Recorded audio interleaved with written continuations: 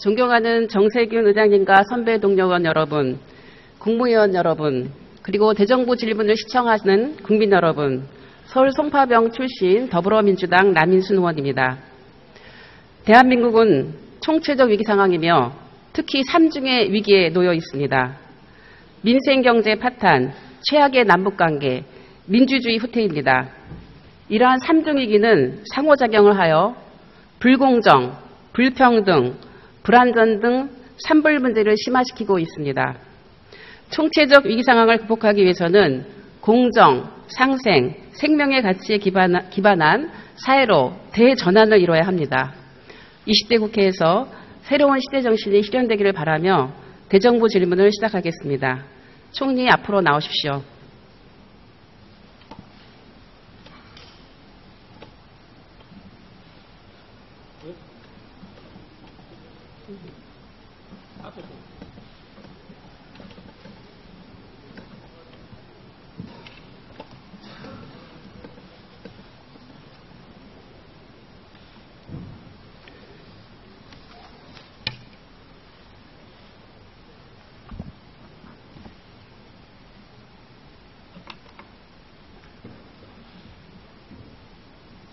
대정부 질문을 하는 동안 일본군 위안부 한일 합의에 대한 질문이 여러 번 나왔죠?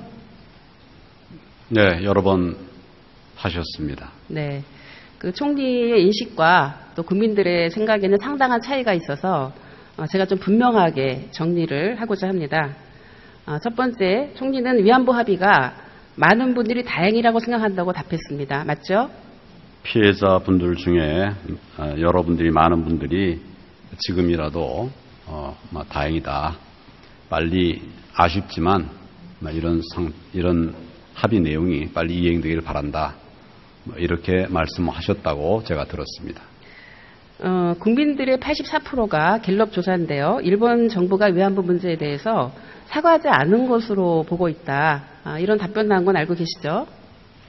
정확한 그런 네, 그런 통계나 답변이, 이런 것은 모르겠습니다만은 네. 그런 여러 가지 의견들이 있는 것으로 알고 있습니다.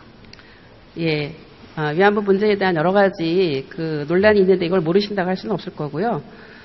피해 당사자 할머니들도 많이 납득을 못하고 계십니다. 지금 생존자 40여 분 중에 12분이 정부 상대로 각 1억 원의 손해배상을 청구한 거 알고 계시죠? 알고 있습니다. 네, 이게 과연 사실은 납득이 되고 다행이라고 생각할 수 있는 그런 표현이 총리께서 그런 표현을 할 수 있는가, 이런 문제를 제기하는 겁니다. 다른 분들이 지금 소송을 제기하신 분도 있지만 또 다른 분들 의견도 있습니다. 그런 분들을 대체로 전체적으로 좀 말씀을 들어보고 설명을 드리고 그렇게 하고 저희들이 얻은 답을 토대로 해서 제가 말씀을 드린 겁니다. 정부가요, 2013년에 당시 조윤선 장관이 유엔에서 당사국이 위안부 문제에 대한 법적 책임을 분명히 인정하고 피해자들이 납득할 만한 조치를 취할 것을 촉구한다, 이런 연설을 했습니다. 뿐만 아니라 2014년 외교부는 일본 정부는 피해자들이 납득할 수 있는 구체적 해결 방안을 조속히 제시하라는 그런 논평도 발표를 했는데 어떻게 이렇게 정부가 태도가 돌변할 수 있을까요? 정부의 태도가 바뀐 것은 없습니다. 돌변했잖아요.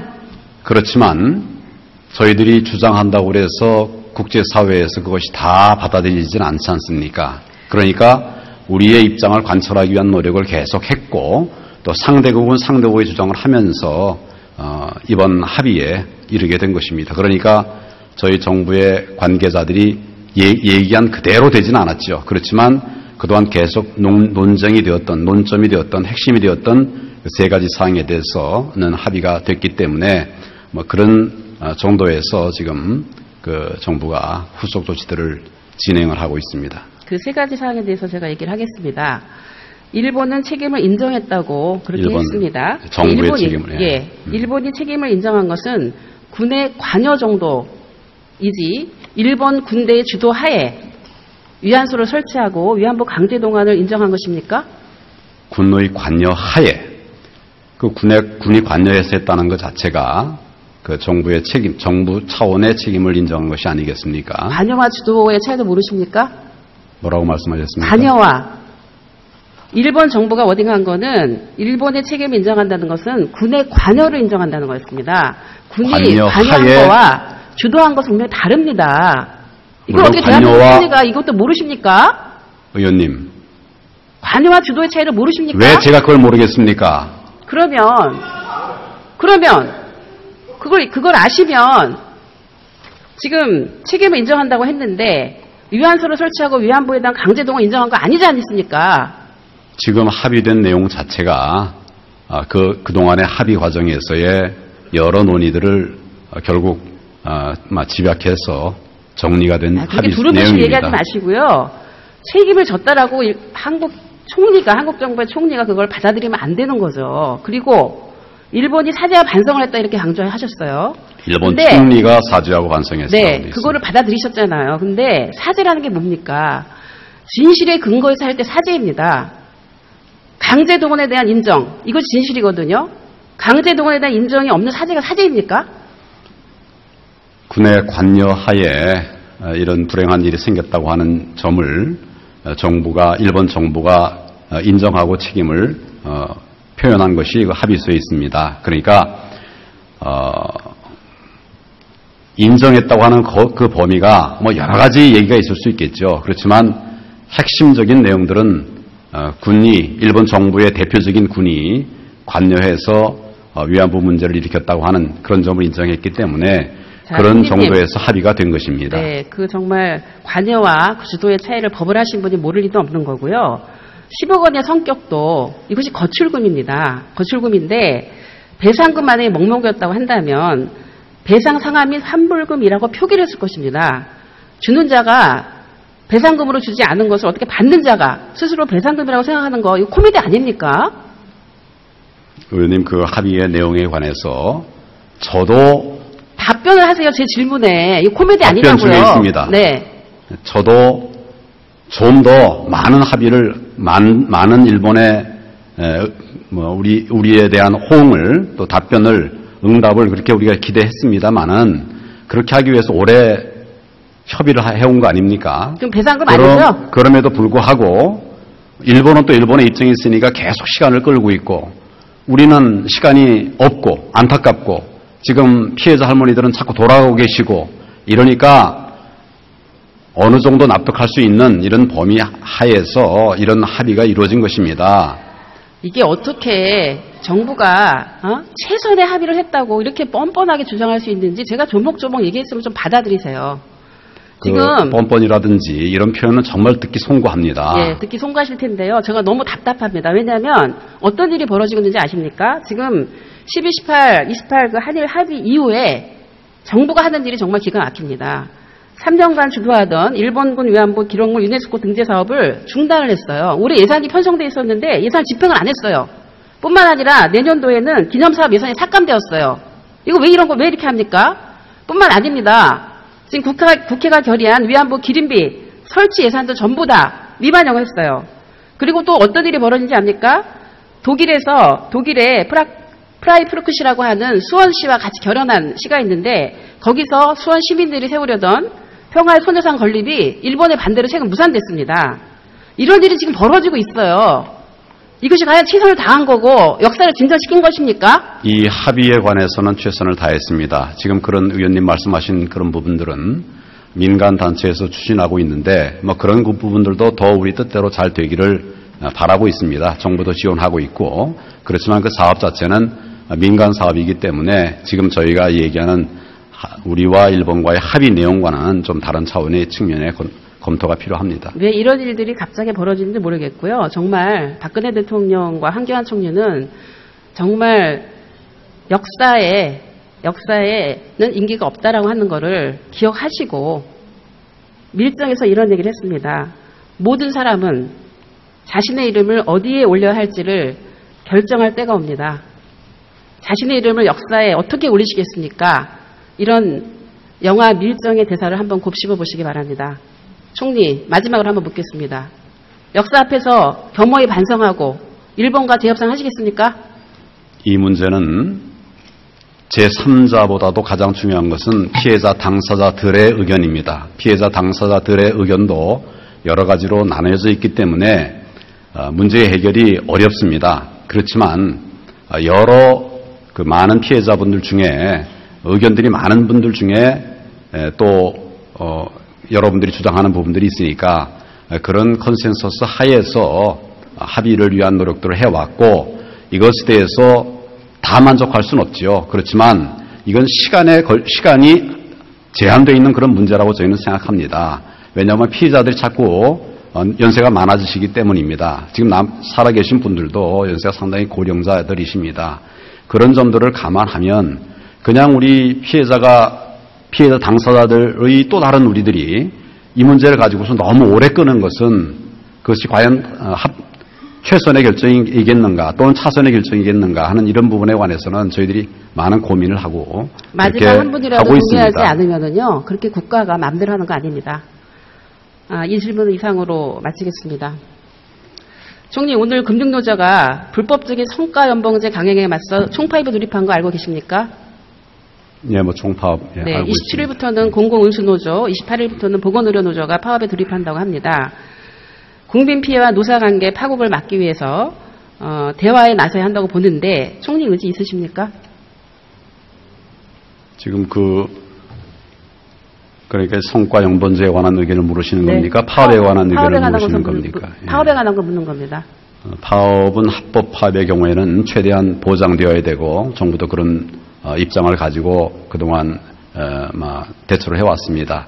그러나 이제 불법에 대해서는 인정할 수 없는 부분인데 이 총파업 중에서도 총파업이 다 하여튼 합법적인 이런 범위에서 잘 진행이 되기를 바랍니다. 그리고 그 과정에서 이야기하는 이런 부분들도 저희들이 잘 경청하고 듣도록 그렇게 하겠습니다. 잘 들어보셔야 되는 것이요. 기획재정부가 1200개 공기업, 120개 공기업과 준정부기관의 성과연봉제 확대 도입이 정부 완료됐다고 주장을 하지만 절반 가까운 53곳에서 노조의 동의 없이 이사의 의결로 강행된 것이기 때문에 도입 과정의 불법성이 문제가 되고 있습니다. 알고 계십니까? 기본적으로 정부에서는 그 모든 법적인 절차를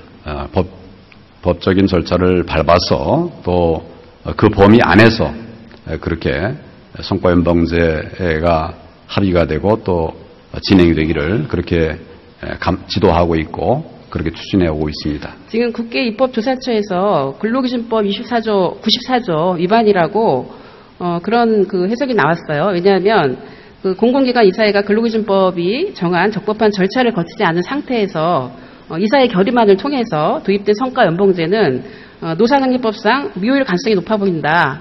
이런 해석이 나왔거든요. 인정하십니까? 어디서 해석을 그렇게 국회 했습니까? 입법조사처요.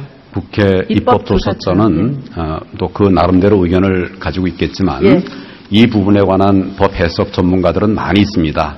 그런 여러 의견들을 종합해서 정부가 판단을 하고 있습니다. 한번 보시고요. 지금 성과연봉제의 선두주자였던 마이크로소프트라든지 아니면 제너럴 일렉트릭이라든지 이런 데는 이미 포기를 했어요. 이것이 그 실효성이 없다라고 하는 걸 이 제도를 버렸습니다. 그런데 선진적인 기업들도 포기한 제도를 뒤늦게 도입을 해서 실패 전투를 왜 밟으려고 하는지 알 수가 없는데요. 성과연봉제를 무조건 밀어붙일 것이 아니라 임금 체계 개선에 대한 합리적인 대안을 사회적 논의부터 하는 게 바람직한 거 아닙니까? 그래서 제가 총리님이 이걸 나서실 생각이 있냐라고 물어보는 거예요. 이렇게 계속 갈등 관리 하나도 안 하고 지금 공공부문에서 대파업이 지금 일어나고 있는 거거든요. 그냥 내버려 둘 겁니까? 그 성과연봉제는 거듭 말씀드리다시피 노사 관계에 정한 법령과 여러 지침 등에 따라서 적법하게 이렇게 집행을 하도록 그렇게 정부가 노력을 하고 있고 경우에 따라서는 이제 법리상의 문제가 있는 부분이 이견이 있는 부분이 있죠. 그런 부분에 관해서도 충분하게 전문가들의 의견을 들어가면서 진행을 하고 있는 것으로 알고 있습니다. 지금 이번에 파업이요. 총리님 보고를 안 받으신 것 같은데 사상 최대의 공공부문 파업이 될 것입니다. 지금 오늘 시작이 됐는데 이 부분에 대해서 총리가 나서서 적극적으로 대화도 하고 문제가 뭔지 제기하는 것도 듣고 이런 거 하지 않으면 이 파업이 커집니다. 예방할 수 있는 거를 이것이 고스란히 국민 피해가 되고 그런 문제인데 그냥 방치하면 안 되는 거죠. 그걸 묻는 겁니다. 그렇게 하시겠습니까? 지금 방치를 하고 있는 것이 아니고 정부가 여러 아니, 가지로. 지금 총리님이 저 법무부 장관이 아니라 법 따지는 것이 아니라 총리로서 모든 거를 지금 관리해야 되는 입장이잖아요. 지금 말씀을 제가 드립니다. 예. 여러 가지 문제들에 관해서 종합적으로 부처들과 함께 검토하면서 대처를 하고 있습니다. 네. 다음으로 그 박근혜 정부가 상당히 자랑하는 공무원연금 개혁에 대한 것인데요. 이 후속 사업에 대해서 제가 질문하겠습니다. 작년 5월에 공무원연금 개혁 당시에 공무원연금 개혁으로 발생하는 재정 절감액이 2083년까지 333조이고 그것의 20%를 공적 연금 개선에 활용하는 방안을 마련하기로 했는데 기억하십니까? 예, 큰 틀에서 네. 그런 방향의 말씀들을 말씀을 드렸습니다. 박근혜 정부가 10대 성과라고 홍보까지 했지 않았습니까? 그래서 그 재정 절감액 중에서 20%를 쓸 경우에 올해 쓸 수 있는 돈이 1,700억이었습니다. 공무원들이 자기 희생을 통해서 연금 개혁에 합의를 했는데 1,700억 날아갔어요. 알고 계십니까? 날아갔다는 게 무슨 말씀입니까? 전혀 편성이 안 됐습니다. 공무원연금 개혁을 통해서 네. 많은 예산이 절감이 됐습니다. 근데 지금 날아갔다는 게 무슨 말씀인지. 거기에 20%를 1,700억인데요. 그 1,700억을 공적연금의 사각지대, 예를 들면 청년이라든지 아니면 여성이라든지 아니면 이런 분들이 연금을 제대로 못 붙는 것에 대해서 그 사각지대를 해소하기 위한 기금으로 공무원들이 희생한 돈을 거기다 넣기로 했다고요. 1,700억을. 이 합의된 내용 모르세요? 이게 얼마나 작년에 정말 큰일이었습니까? 근데 그 1,700억 전혀 예산 배정이 안 됐고요. 공무원들만 일방적으로 희생했습니다. 어떻게 이렇게 화장실 들어갈 때 다르고 나올 때 다릅니까? 제가 좀 설명을 드리겠습니다. 작년 국회에 공적연금 강화 특위에서 공무원연금 재정 절감액 활용에 대한 논의가 있었습니다. 의원님 잘 아실 것입니다. 다만 그 논의 과정에서 합의가 이루어지지 못했다고 제가 들었습니다. 공무원연금 개혁 재정 절감분을 공적연금 사각지대에 활용하는 문제에 대해서는 적정성과 타당성 검토 이런 것들에 대해서 사회적 합의 과정을 지금 진행해야 된다 이런 생각을 하고 있습니다. 제가 사회적 합의 기구의 사각지대 해소 분과적이었습니다. 예.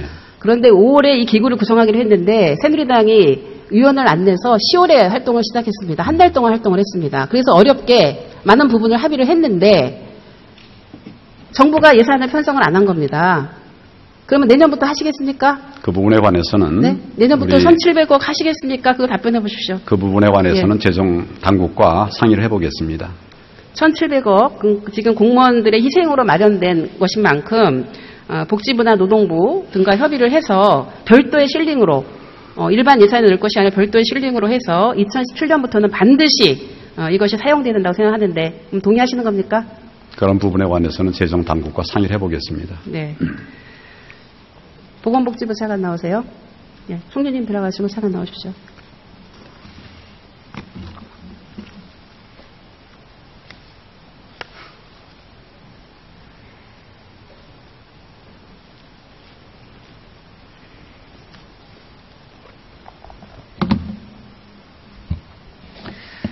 예, 차관님 우리나라 공공의료 비중이 얼마나 됩니까? 네, 공공의료 비중. 공공의료 비중이요? 네. 예, 한 6, 7% 되는 걸로 알고 있습니다. 네. 차관님이 잘 답변을 못 하시네요. 병상수 기준으로 9.2%입니다. 문제는 공공의료 비중이 박근혜 정부 출범 이후에 매년 후퇴를 하고 있는데요. 병상수 기준으로 보면 2007년에 11.8%, 또 작년은 9.2%로 뒷걸음치고 있는데요. 10% 미만으로 하락하는 것은 박근혜 정부가 처음이고 이런 추세로 가면 8%대로 이제 아마 하락을 하게 되지 않을까 시간 문제라고 보는데 차관께서는 동의하십니까? 네, 공공의료를 확충해야 된다는 그 의원님 말씀에 전적으로 공감을 하고요. 그런데 최근에는 이제 공공의료를 수행하는 기관을 꼭 그 서비스를 수행하는 기관 중심으로 올 거냐 아니면 민간 기관이라도 그런 공공 기능을 수행하는 기능성 중심으로 볼 거냐 여러 가지 그 범위에 대해서 이견이 있을 수 있습니다. 그런데 저희 나라는 지금 추진하는 방법 중에 하나가 물론 공공기관의 형태로 모든 걸 다 공공기관의 형태로 만들어서 공공성을 강화할 수도 있지만은 민간기관의 그 응급실이라든지 아니면 권역별 응급실이라든지 이런 거를 지정을 통해 가지고 민간 기관의 역할을 공공기능의 역할을 좀 강화하는 방향으로 해서 이런 공공성 강화를 좀 보완하는 방안으로 지금 네, 작년에 추진하고 메르스가 있습니다. 저희가 확산될 때요. 그냥 기능별로 공공의 역할을 하면 안 된다, 민간이. 분명히 공공의 어떤 인프라가 필요하다라고 하는 거를 지난번에 메르스를 겪으면서 저희가 교훈으로 정리한 겁니다. 그런데 이렇게 그 비중이 줄어들고 있기 때문에 최소 30%까지 확대를 해야 되지만 30%까지는 안 된다 하더라도 10% 미만으로 후퇴하는 것은 막아야 되지 않겠습니까? 네, 그래서 그렇게 하시겠습니까? 지속적으로 공공성을 강화해 나간다는 데는 예, 공감을 하고 있습니다. 그렇게 하시겠습니까? 네, 노력을 하고 있습니다. 네. 노력받고 안 되죠. 정확하게 답을 하셔야죠. 그러니까 말씀드린 대로 그 기관 공공 형태로 뭐 공공의료원이나 국립병원 형태로 병상을 운영하는 방법도 있겠지만 민간 의료기관의 지정 등을 통해서 그런 공공성을 강화하는 그런 형태로도 운영이 가능하다고 생각하고 있습니다. 예, 차관님 들어가십시오. 예, 총리 다시 나오십시오.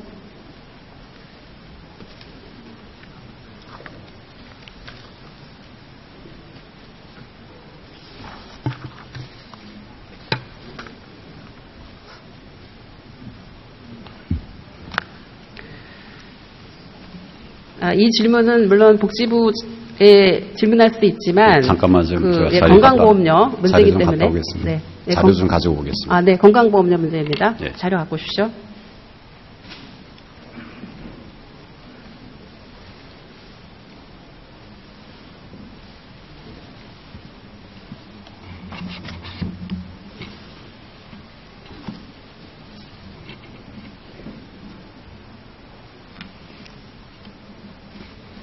예, 말씀하시죠. 네.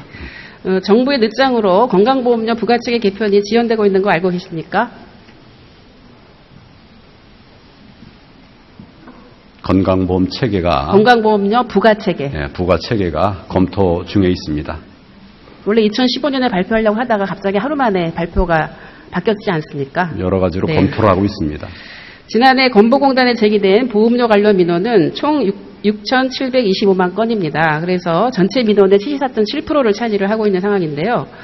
그 실직이나 은퇴 등의 사유로 그 지역가입자로 전환되면 소득이 없음에도 불구하고 직장에서 소득이 있을 때보다 훨씬 더 많은 보험료를 내서 국민들은 이거를 보험료 폭탄이라고 합니다. 들어보신 적 있습니까? 그런 이야기들을 네. 하고 있는 분들이 있습니다. 이 고통이 굉장히 큽니다. 소득이 전혀 없는 그 2014년 이야기죠. 송파 세모녀가 그 건강보험료가 얼마였냐면 5만 원 넘게 부과가 됐습니다.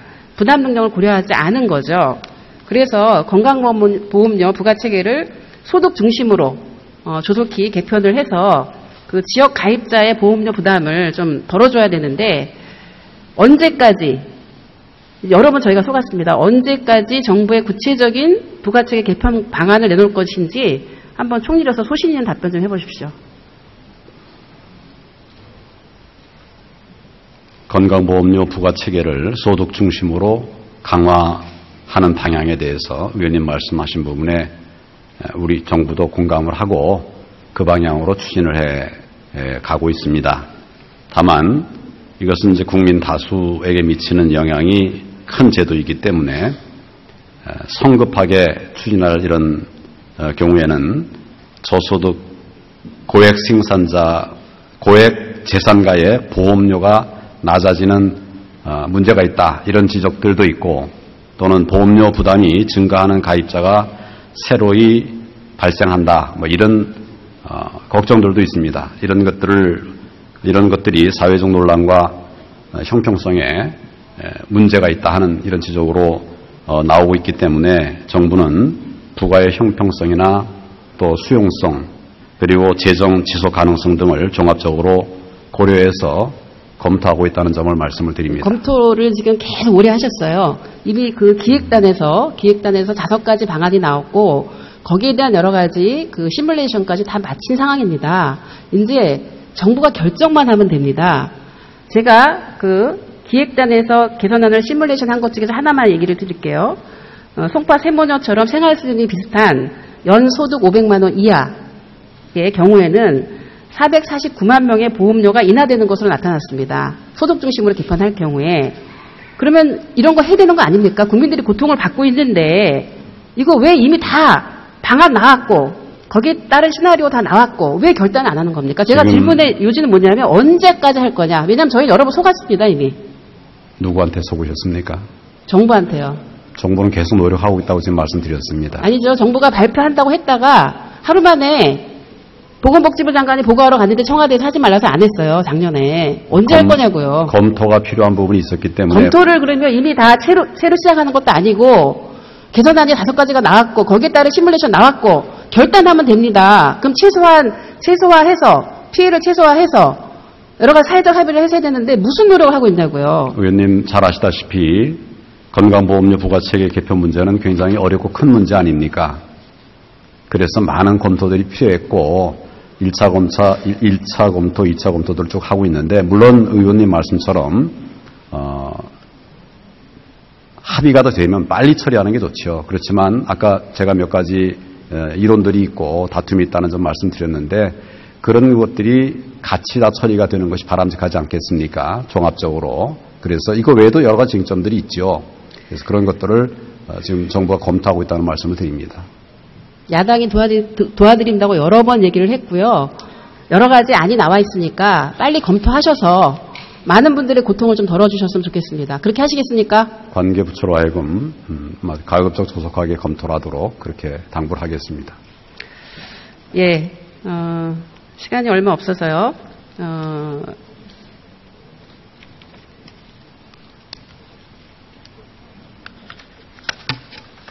마지막으로 저출산 고령사회 대책에 대해서 간단하게 제가 묻겠습니다. 지금 고령사회 진입연도가 2017년도에서 2018년으로 바뀐 거 아세요? 무슨 연도가요? 고령사회 진입연도. 진입연도. 예, 진입연도라는 건 뭐냐면 65세 예. 이상 인구가 14%가 되는 건데 이 연도가 2017년에서 18년으로 바뀌었어요. 알고 계십니까? 알고 있습니다. 왜 그렇게 됐습니까?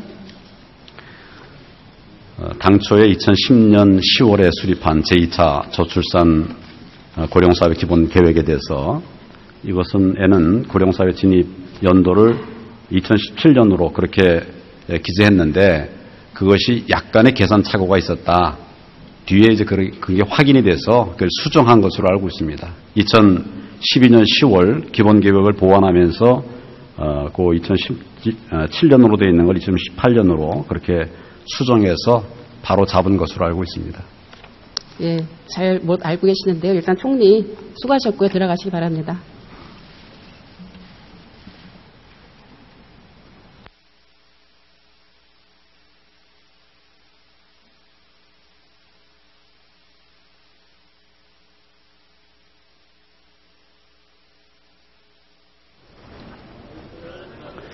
예, 남인순 의원 수고하셨습니다.